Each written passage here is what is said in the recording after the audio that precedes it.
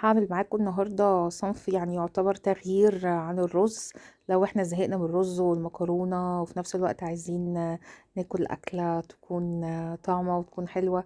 ممكن نستبدلهم بالشعرية من باب التغيير. الشعرية باللحمة من الأصناف المصري المعروفة عندنا من زمان.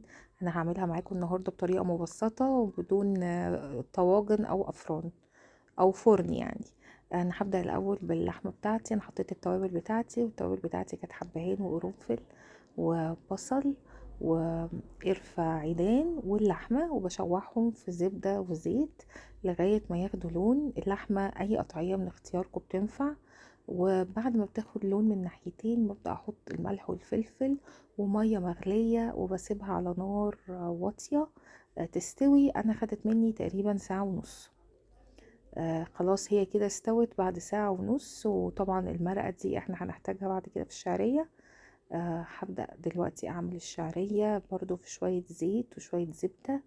انا فضيت كيس شعرية كامل 400 جرام وقعدت اشوحه في الزبدة في الحلة لغاية ما ياخد لون.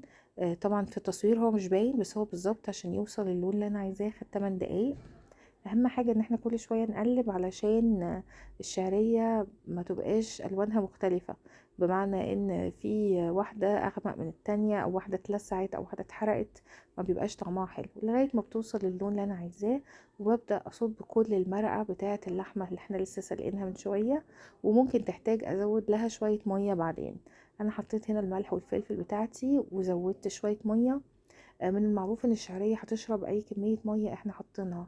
انا هنا حطيت على 400 جرام تقريبا كوبايتين ونص مية. يستحسن نضيفهم واحدة واحدة ونتأكد ان الشعرية بتشربهم لغاية ما نبقى راضيين عن السوى بتاع الشعرية بتاعنا. انا هنا خلاص الشعرية استوت وكده، خلاص فاضل الخطوة الاخيرة وهي اللوز والزبيب بتاعنا نحمرهم في الزبدة. دول مش عايزه اقول ان هما اختياري، هما بيفرقوا قوي في طعم الشعريه بتاعتنا اللي باللحمه. مش لازم اللوز، ممكن الزبيب بس، وممكن صنيبر بدل اللوز حسب ذوقكم في الاكل. انا هنا فضلت اقلب المكسرات بتاعتي اللوز والزبيب في الزبده لغايه ما اتلسعوا سنه. ممكن طبعا يكون اللون افتح من كده، بس هي اللسعه دي عموما في الزبيب بتبقى زي الكرمله وبتبقى طعمها حلو قوي. للتقديم جبت سيرفيس مدور، ودي طبعا حاجة ترجع لذوقكم. بس انا من الناس اللي بتحب قوي لما تقدم الاكل تقدم الاكل في شكل حلو. حطيت الاول الشعرية ورصصت اللحمة فوقها، واخر حاجة خالص على الوش هبدأ اوزع الزبيب واللوز بتاعي قد ما اقدر على كل السيرفيس بتاعنا. وممكن في الاخر شوية خضرة كده على الوش بس من باب التزيين مش اكتر، مش لاضافة طعم، بس من باب التزيين. فانا حطيت شوية بقدونس على الوش، وبكده الصنف بتاعنا بيكون خلص. والف هنا.